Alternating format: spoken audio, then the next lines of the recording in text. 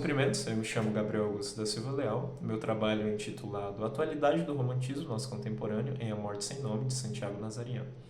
Bom, o objetivo desse trabalho, que é orientado pelo professor Dr. Wellington Furtado Ramos e tem apoio da Fundect, é verificar a validade da hipótese que o Antônio Cândido nos traz no texto intitulado Romantismo Nosso Contemporâneo. Ele vai dizer basicamente então que alguns dos traços e obsessões fundamentais do romantismo estão presentes de maneira muito forte na literatura brasileira contemporânea. Então, para realizar essa análise, a gente tem como objeto literário A Morte Sem Nome, de Santiago Nazariano, publicado em 2004.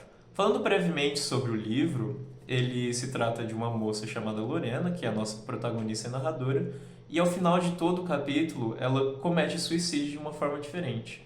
Então, utilizando aí algumas das proposições que o Cândido nos traz sobre o romantismo, bem como outros autores, como o Michael Lavie, em Revolta e Melancolia, a gente pode verificar alguns desses traços realmente presentes no romance.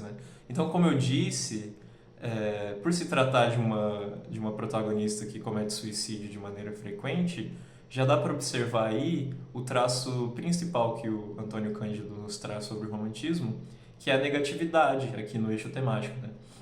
Ele nos diz então que o romantismo ele é obcecado pela noite, pelo sonho e principalmente pela morte, que é a forma de manifestação suprema dessa negatividade que ele traz. Outro aspecto que a gente pode observar, também presente aqui na nossa protagonista, é justamente o aspecto que o Revolta e Melancolia nos traz sobre o herói romântico, do período romântico. Então, ele é alguém isolado, solitário da sociedade na qual ele está inserido, ali isolado da sociedade capitalista, de forma que a sua subjetividade vai ser sempre muito explorada ali no período romântico. Então a gente observa isso também aqui no A Morte Sem Nome, com a narrativa em primeira pessoa da Lorena, que realmente mergulha profundamente na subjetividade dessa personagem. Outro aspecto presente, também cunhado pelo Cândido, é o fragmentismo.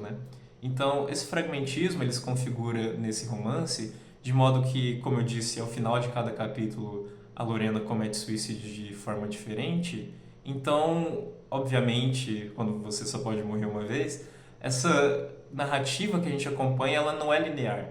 Então, por exemplo, no primeiro capítulo a gente vê ela se suicidando na fase adulta da vida dela, depois a gente volta para o aniversário de 7 anos dela, depois para outra fase da vida dela, para a adolescência, enfim.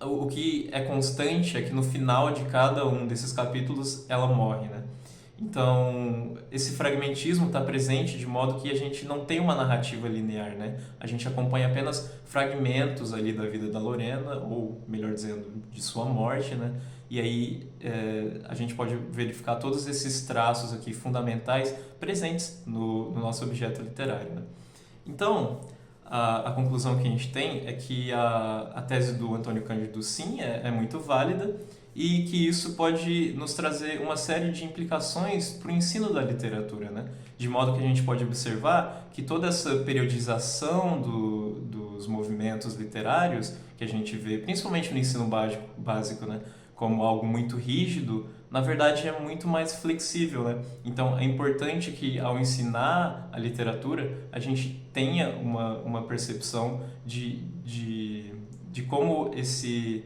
essa periodização, na verdade, é muito mais complexa e multifacetada, Então o trabalho é esse. Muito obrigado.